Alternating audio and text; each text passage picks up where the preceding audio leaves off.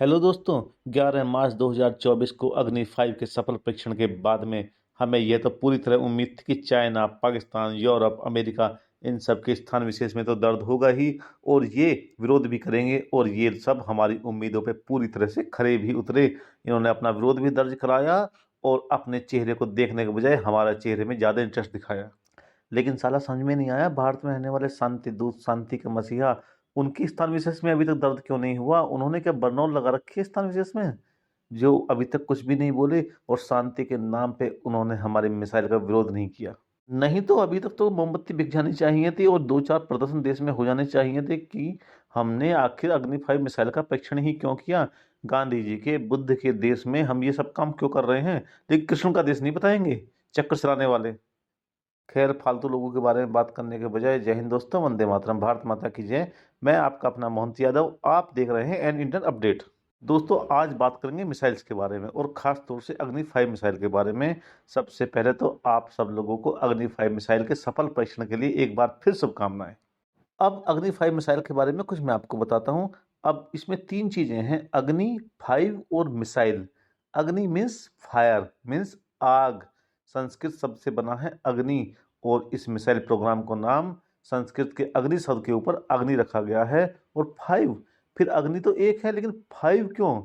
अग्नि सीरीज की ये पांचवी मिसाइल है जो 89 में प्रोजेक्ट शुरू हुआ था।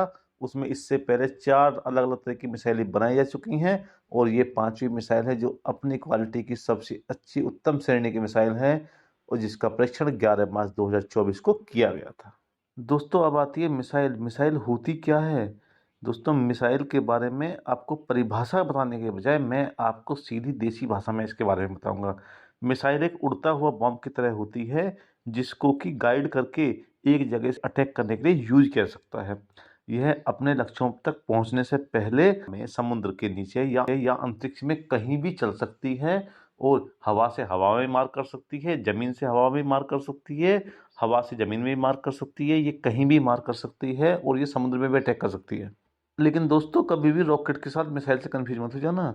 रॉकेट अपने आप में अलग चीज़ है, मिसाइल अलग चीज़ है। मिसाइल को जहां पर एक बार लॉन्च करने के बाद भी उसकी ट्रेजेक्ट्री यानी कि उसका रास्ता चेंज किया सकता है, यानी कि उसका गाइड किया सकता है, वहीं एक बार रॉकेट लॉन्च हो गया तो वो अपना रास्ता चेंज नहीं कर सकता और ना ही उसे गाइड किया सकता है। अब मैं आपको बताता हूँ मिसाइल काम कैसे करती है। और मिसाइल को एक आदमी के रूप में समझो, यानी कि सबसे पहले लेते हैं मिसाइल का दिल। मिसाइल का दिल इंजन होता है जो इसे हवा में या अंतरिक्ष में ले जाने के लिए जरूरी शक्ति प्रदान करता है। जैसे आदमी में दिमाग होता है ना, ऐसे ही मिसाइल में भी दिमाग है और इसका दिमाग होता है इसका नेविगेशन सिस्टम, जो इसे बताता है इसे कहाँ जाना है और कैसे जाना है और अपना रास्ता खोजने के लिए ये, जैसे हम हमारे नॉर्मल मोबाइल में जीपीएस सिस्टम होता है ना, उसी तरह के सिस्टम का प्रयोग कर सकता है या उससे मिलते जुलते अन्य किसी सिस्टम का भी प्रयोग कर सकता है। और यह सब काम होता है नेविगेशन सिस्टम से, जो कि इसका दिमाग होता है। तीसरा होता है इसमें वॉरहेड। यह मिसाइल का वह हिस्सा होता है जो नुकसान पहुंचाता है, यानी कि इसमें विस्फोटक, रासायनिक या परमाणु बम भी हो सकते हैं। और लास्ट में आता है शरीर, यानी कि मिसाइल का एयर फ्रेम, जो अन्य सभी चीज़ों को एक साथ रखता है और इसे आसानी से हवा में ले जाता है। वैसे आपने टीवी पर मिसाइलों को कई बार उड़ते हुए देखा होगा, लेकिन आज मैंने आपको मिसाइल को 4 हिस्सों में बांटकर बताया है। उम्मीद है आपको समझ में भी आ गया होगा। अब सभी चीज़ें एक तरह की तो नहीं होती, वो अलग अलग तरीके की होती हैं, अलग अलग तरीके से काम करती हैं। ऐसे ही मिसाइलें भी मुख्य रूप से 3 तरह की होती हैं। नंबर 1 पे होती हैं बैलिस्टिक मिसाइलें। ये मिसाइलें रॉकेट की तरह ही होती हैं और नॉर्मली अनगाइडेड होती हैं।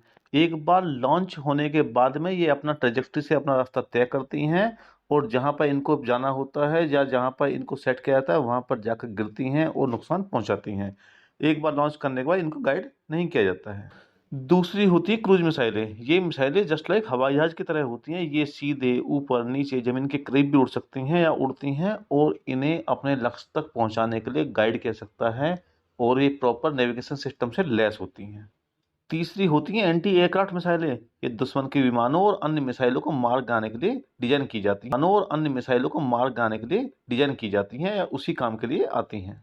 दोस्तों, अब आते हैं अग्नि सीरीज की मिसाइलों के रेंज के विषय में। सबसे पहले आते हैं अग्निवन के बारे में। यह 700 किलोमीटर से लेकर 1200 किलोमीटर तक वॉर कर सकती है, जबकि इसी की प्राइम वर्जन 1000 किलोमीटर से लेकर 2000 किलोमीटर तक अटैक कर सकता है। अग्नि 2 2000 किलोमीटर से 3500 किलोमीटर तक, अग्नि 3 3000 किलोमीटर से 5000 किलोमीटर तक, अग्नि 4 3500 किलोमीटर से 4000 किलोमीटर तक और अग्नि 5 लगभग 5000 किलोमीटर से लेकर 8000 किलोमीटर तक अटैक कर सकती है। और इसके अगले वर्जन यानी कि अग्नि 6 जिस पर काम चल रहा है वो लगभग 11000 किलोमीटर से लेकर 12000 किलोमीटर तक अपने मिशन को अंजाम देने में सक्षम होने की उसकी उम्मीद है। रेंज के आधार पर अग्नि सीरीज को हम इस तरह से बांट सकते हैं। अग्नि 1 के साथ शॉर्ट रेंज बैलिस्टिक मिसाइल समूह, अग्नि 2 के साथ मीडियम रेंज बैलिस्टिक मिसाइल समूह, अग्नि 3 के साथ इंटरमीडिएट रेंज बैलिस्टिक मिसाइल समूह और SS-250 पृथ्वी सेकंड के साथ शॉर्ट रेंज बैलिस्टिक मिसाइल समूह। दोस्तों अब आते हैं गाइडेंस सिस्टम पे। मिसाइलों को गाइड कैसे किया जाता है, मिसाइल गाइड कैसे होती हैं। जैसा कि मैंने पहले ही बताया था, गाइडेंस सिस्टम मिसाइल्स का दिमाग होता है। कोई भी मिसाइल 3 तरह के सिस्टम पे काम करती है। पहला सिस्टम होता है इंफ्रारेड गाइडेंस, जैसे कोई ह्यूमन है, जीवित चीज़ है या कोई मशीन जैसे एयरक्राफ्ट है, इन सब चीज़ों से एक तरह की हीट निकलती है और कोई भी मिसाइल उस हीट को पकड़ करके, उस हीट को टारगेट बना करके अपने मिशन को अंजाम देती है। और जो मिसाइल उस हीट को पकड़ती है वो बेसिकली इंफ्रारेड गाइडेंस सिस्टम पर काम कर रही होती है। इसके अलावा कुछ मिसाइल रडार गाइडेंस सिस्टम पर भी काम करती हैं, जो लक्ष्य का पता लगाने और उसे ट्रैक करने के लिए ध्वनि तरंगों का इस्तेमाल भी करती हैं। तीसरी होती हैं लेजर गाइडेंस सिस्टम वाली मिसाइलें, जो अपने टारगेट को पहले एस्टेब्लिश करती हैं, उसके ऊपर लेजर किरणें डालती हैं और जब टारगेट एस्टेब्लिश हो जाता है तो उस पर अटैक करके उसे नेस्तनाबूद कर देती हैं। लेकिन दोस्तों मिसाइलों का उपयोग कैसे किया जाता है? मिसाइलों का बहुत बड़ा उपयोग रक्षा बलों के द्वारा किया जाता है और उनका मुख्य काम होता है दुश्मन के विमानों को मार गिराना और हमले करना और अपने घर में बैठ के बहुत दूर से हमले को अंजाम देना। इसके अलावा इसका उपयोग शांतिपूर्ण उद्देश्यों के लिए भी किया जा सकता है, जैसे उपग्रह आदि को अंतरिक्ष में भेजना। अब मिसाइलें तो हमारे पास पहले से बहुत सारी थी, तो फिर अग्नि 5 की क्या जरूरत पड़ गई थी? सिर्फ दूरी के अलावा ऐसी क्या चीज़ है जो अग्नि 5 को दूसरी मिसाइलों से अलग बनाती है? जी हाँ दोस्तों, अग्नि 5 दूसरी मिसाइलों से MIRV के चलते अलग है। और MIRV का मतलब होता है multiple independently targetable re-entry vehicle. मतलब मोटी मोटी भाषा में या देसी भाषा में समझो, यह एक उड़ती हुई ऐसी मिसाइल है जो अपने अंदर कई अन्य मिसाइलों को लेकर चल रही है, जो एक बार प्रक्षेपित होने के बाद में यानी कि एक बार लॉन्च होने के बाद में एक ही मिसाइल से कई अलग अलग वॉरहेड अलग अलग टारगेटों को हिट कर सकते हैं, यानी कि एक मिसाइल से ही कई लक्ष्यों को साधा जा सकता है। इस मिसाइल के यही गुण है जो अन्य मिसाइलों से इसको अलग करता है और दुनिया में हमें छठे नंबर पर प्लेस करता है इस टेक्नोलॉजी को रखने वाले देशों के बीच में। यह मिसाइल सिर्फ चाइना को ही नहीं, पूरे एशिया को, यूरोप को और अफ्रीका के बहुत बड़े हिस्से को कवर कर सकती है।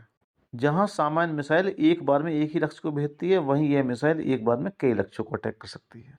प्रत्येक वॉरहेड के साथ में अलग नेविगेशन सिस्टम होता है और वह सिस्टम अपने अपने लक्ष्यों के प्रति कमिटेड होता है और जैसे ही लक्ष्य रेंज में आता है वो सिस्टम एक्टिवेट हो जाता है और मिसाइल का वॉरहेड अपना काम करना शुरू कर देता है।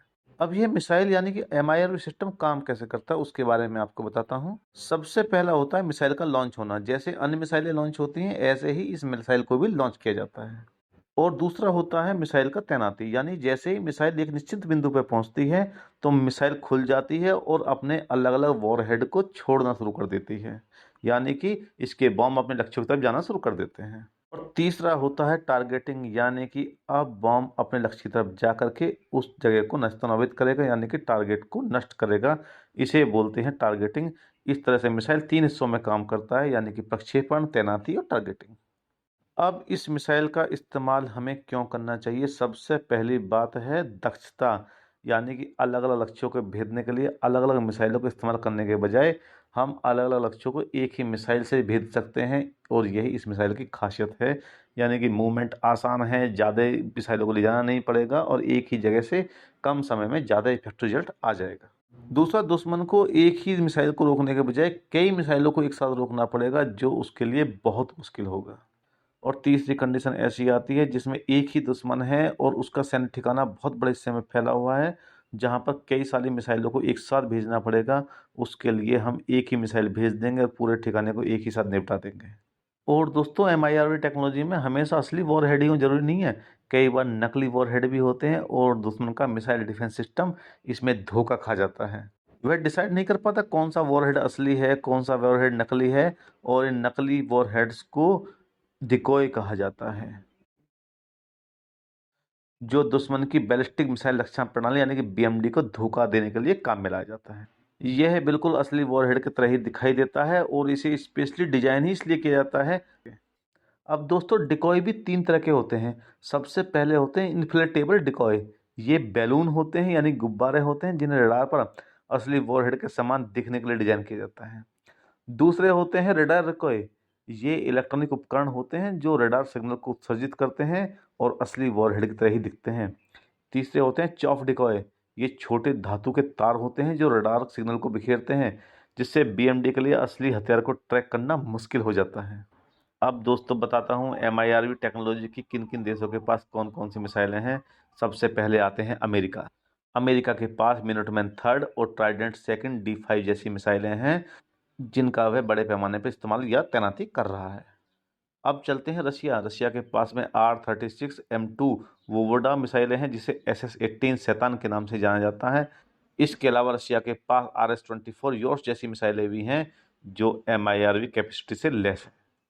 चाइना के पास भी DF-41 और DF-5C जैसी मिसाइलें हैं जो इंटरकॉन्टिनेंटल मिसाइलें हैं और DF-41 की दूरी तो 12,000 किलोमीटर तक। फ्रांस के पास भी एमआईआरवी टेक्नोलॉजी से लैस M51 SLBM मिसाइलें हैं और अब हमारे पास अग्नि 5 मिसाइल है जो कि एमआईआरवी तकनीक से लैस है। और सभी देशों की मिसाइलों का एमआईआरवी तकनीक अलग अलग तरह से डिजाइन किया गया है। भारत की जरूरत के हिसाब से इसका डिजाइनिंग की गई है।